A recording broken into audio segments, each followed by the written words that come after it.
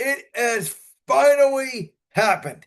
After months and months of speculation, me saying that it was going to happen right before the NFL draft with a Pat McAfee big not out spectacular. Aaron Rodgers has officially signed a 1 year deal with the Pittsburgh Steelers. Now, there were reports out there, obviously, that Aaron Rodgers was waiting all this time to see if the Minnesota Vikings would come back because he wanted to take the Brett Favre route and, go from the Packers, the Jets to the Vikings.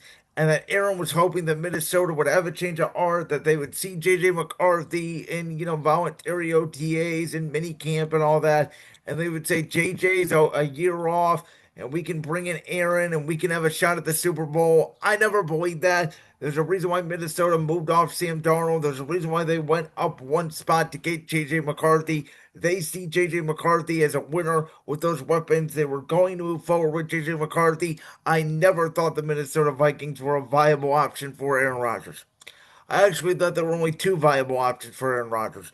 One of them was the Pittsburgh Steelers, who obviously he just signed with. The other was actually the San Francisco 49ers, who did decide to pay Brock Purdy, who I'm sorry, I think is a mistake. I don't think Brock Purdy is winning you a Super Bowl. I think Brock Purdy needs everything around him to be successful. He won't have everybody around him to be successful. I think Brock Purdy is an average quarterback. Now, with that being said, I think Aaron Rodgers is an average quarterback in today's NFL, but I think paired with Kyle Shanahan's scheme and those players around him, and Robert Saleh would be there. Obviously, we don't know how his relationship would have worked with Robert Saleh, but I would have at least found Aaron Rodgers playing back for the team that he wanted to be drafted by, number one in 2005, his hometown. He obviously played at California. I would have found that to be a fascinating story. Now he's going to Yinzertown, the Steel City, where his head coach in his career has been Mike McCarthy, offensive, Matt LaFleur, offensive, Robert Saleh / Jeff Ulbrich, defensive, and now obviously Mike Tomlin, defensive. The thing is, the Packers, great brand, right? They've gone from Mike McCarthy to Matt LaFleur. They've gone from Brett Favre to Aaron Rodgers to Jordan Love seamlessly. You are sort of the one of one in Green Bay, and Aaron Rodgers was the king of Green Bay, Wisconsin for how many years? What was it? 16, 17 years in that town. Played with the likes of Donald Driver and Jordy Nelson and James Jones and Devontae Adams. Obviously got them the 2011 Super Bowl, which was his only Super Bowl appearance and still is his only Super Bowl appearance. Though he's been to multiple NFC Championship games, he's won the MVP 4 times. Go to the Jets. And that first year, man, we were all on the Jets hype train because they had Brees Hall. They had Garrett Wilson who had put up numbers with Zach Wilson for years. And now it's like, oh, he finally gets a real quarterback. And we all knew the Jets had the top five defense under Robert Saleh. Everybody said they won 7 games with Zach Wilson. They just need to insert a quarterback. And Aaron Rodgers tears his Achilles 4 plays into his first game with the New York Jets. And so the second year comes around. Aaron starts being moody. There's a situation in training camp where he has an unexcused absence. He's going on an ayahuasca retreat or a darkness retreat, whichever one it is.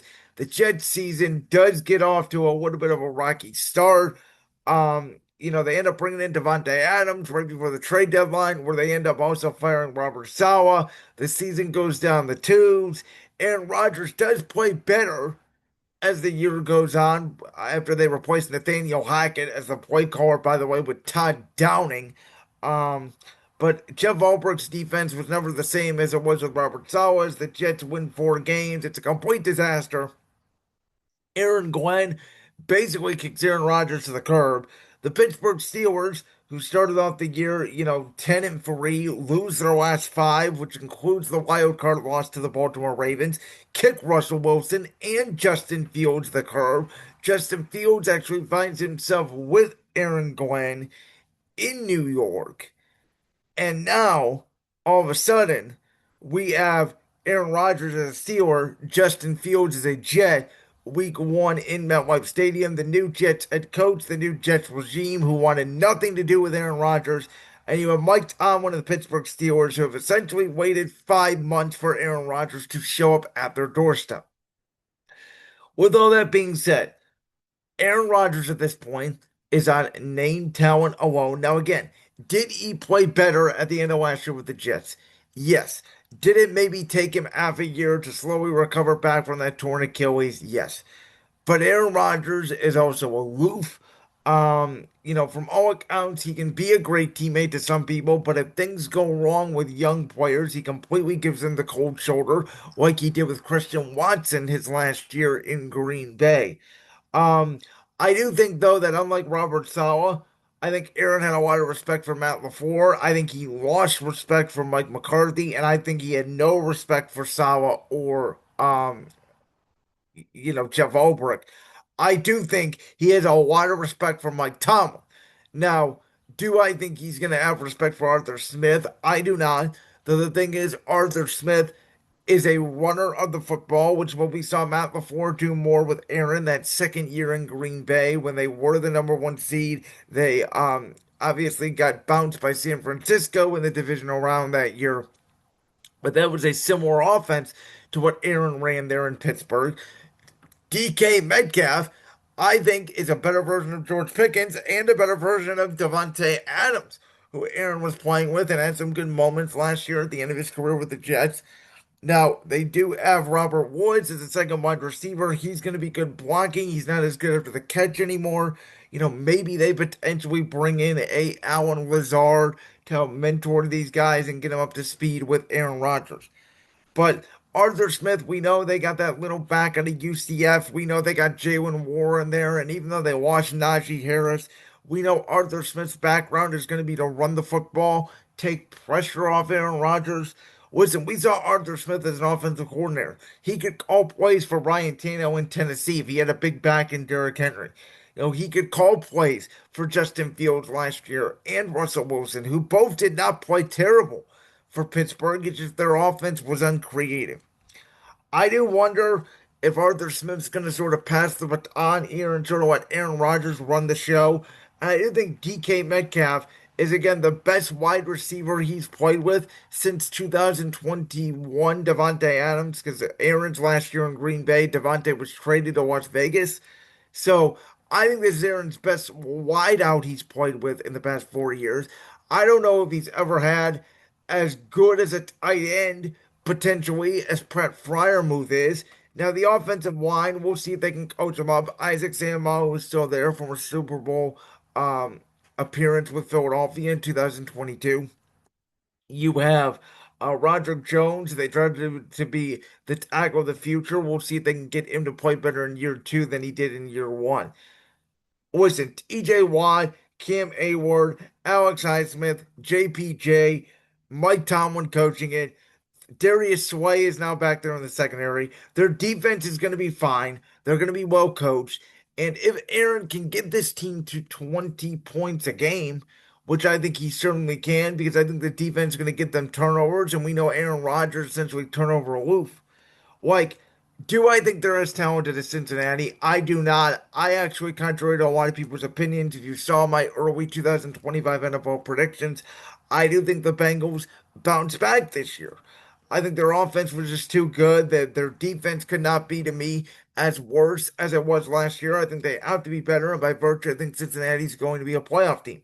We know what Lamar Jackson and now recently extended Derrick Henry and what the Ravens do in the regular season. They essentially dominate most part of the regular season. They're going to be a playoff team. So with those two teams in there, you have obviously Buffalo, who's going to be a playoff team. I like Kansas City and the Chargers a lot. So that's five teams right there. And obviously, we got one team coming out of the AFC South. So by that logic, you have the Steelers fighting with a Colts, a Jacksonville, maybe a surprising Tennessee out of the South, a potential surprising Vegas team, which I think could be true, and obviously Bo Nix and Sean Payton there in Denver, and what I think will be a surprising New England team for one spot in the AFC playoffs. And so I think it's very realistic. Yes, could this be Mike Tomlin's first losing season and make it Aaron Rodgers and it be absolutely funny that the Steel City falls on its face? Absolutely, and I am rooting for it because I think it would be great entertainment, and I'm in, you know, the topic creation, entertainment, if you will. It'd be great for my show to talk about. But the most realistic scenario for me for Aaron Rodgers in Pittsburgh is they go 9-8. They either make the wild card as the seventh seed and get blown out in the first round by a Buffalo, a Kansas City, a Baltimore, or they go 9-8 and they're the 8 or 9 seed and they barely miss the postseason via tiebreakers. Listen, I don't think there's going to be a lot of drama. I think Aaron has a lot of respect for Mike Tomlin. I think Aaron Rodgers at this point in his career is not a top 10 quarterback. I think he's a top 15 quarterback. I think he's right there with Brock Purdy, somewhere between 14, 15, 16 best quarterback in football. I think he will give you some more production than what Russell Wilson and Justin Fields gave you last year. There's nothing that changed my mind about the Steelers team. They're still the same average Steeler team they've been the past 5 years. It's why I've been calling for a cultural identity reset. It's why I've been saying for the last 2, 3 years, I think they need to completely move on. I know they don't fire head coaches and it's the Steeler brand and defense all the way. I think a lot like New England, where I said they needed Ben Johnson, they needed an offensive reset. They go with Mike Vrabel, and then they go with, Gerard Mayo and back to the Belichick tree. I don't love it. I personally think Chicago, they went from Matt Eberflus to Ben Johnson. I don't think there's a better upgrade than that in the NFL. And so for me, I think the Steelers, they need to go offensive. They need to get on brand. They need to get more receivers. They need to fix their offensive line. They need to stop spending so much on the defense side of the football and stop playing patty kinks and twirl whirl with the quarterback position in this league. But that's what they're doing. No, I do not think Aaron Rodgers makes the Pittsburgh Steelers a Super Bowl contender, and I will be shocked. I'm not falling for the Kool-Aid like I did with the New York Jets the last 2 years. I will be shocked if Aaron Rodgers wins the Pittsburgh Steelers their first playoff game in a decade come January 2026. Like that clip from the Brands World podcast? If so, make sure you go down there and hit that subscribe button. While you're down there hitting the subscribe button, make sure to also hit the notification bell so you never miss another upload. And make sure you check out all the other clips from the Brands World podcast right here on YouTube.